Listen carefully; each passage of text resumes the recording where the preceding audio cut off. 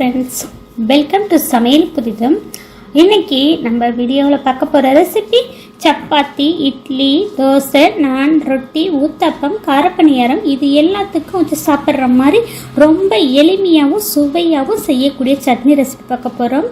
இது பார்த்திங்கன்னா சட்னி ஒரு 5 நிமிடத்தில் ரொம்ப சுவையாக இந்த சட்னியை செய்து முடிச்சிடலாங்க.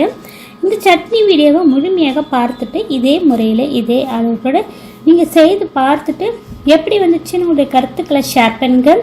இந்த வீடியோ உங்களுக்கு பிடித்திருந்தால் லைக் பண்ணுங்கள், ஷேர் பண்ணுங்கள், சப்ஸ்கிரைப் பண்ணுங்கள், கமெண்ட் பண்ணுங்கள். இந்த வீடியோவை ஸ்கிப் பண்ணாமல் முழுமையாக பாருங்கள்.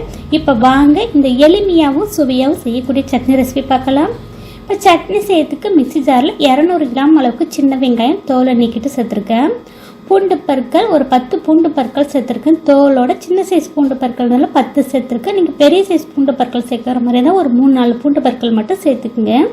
காரத்துக்கு 6 வரமிளகாய், ஒரு சின்ன துண்டு புளி சேர்த்துருக்கேன்.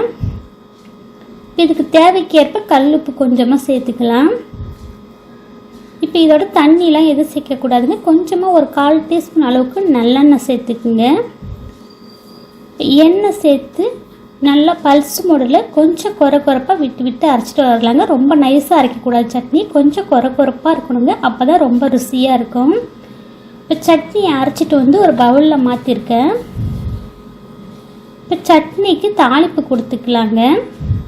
இதில் தண்ணிலாம் எதுவும் சேர்க்கக்கூடாது. இந்த மாதிரி கெட்டியாக வச்சு சாப்பிட்டா தான் ரொம்ப ருசியாக இருக்குங்க. தாளிப்பு கரண்டியில் 1/2 டீஸ்பூன்லேருந்து 1 டீஸ்பூன் அளவுக்கு நல்லெண்ணெய் சேர்த்துக்குங்க. அப்போ தான் ருசியாக இருக்கும் சட்னி. 1/2 டீஸ்பூன் கடுகுளுத்தம்பருப்பு, 1/4 டீஸ்பூன் கம்மியாக சீரகம் சேர்த்துருக்கேன். இது எல்லாம் பொரிஞ்சதும் கருவேப்பிலை கொஞ்சமாக சேர்த்துக்குங்க. இப்போ தாளிப்பு கலவையை நம்ம சட்னியோட சேர்த்து மிக்ஸ் பண்ணிக்கலாங்க.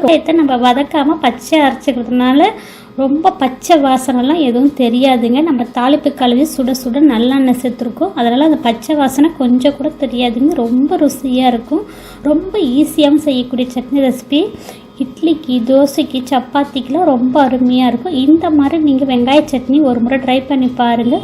ரொம்ப ருசியாக இருக்கும். இதே முறையில் இதே அளவோட இந்த சின்ன வெங்காய சட்னி நீங்கள் ட்ரை பண்ணி பார்த்துட்டு எப்படி வந்துச்சுன்னு கருத்துக்களை ஷேர் பண்ணுங்கள்.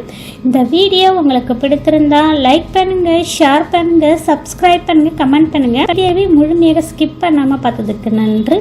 வணக்கம்.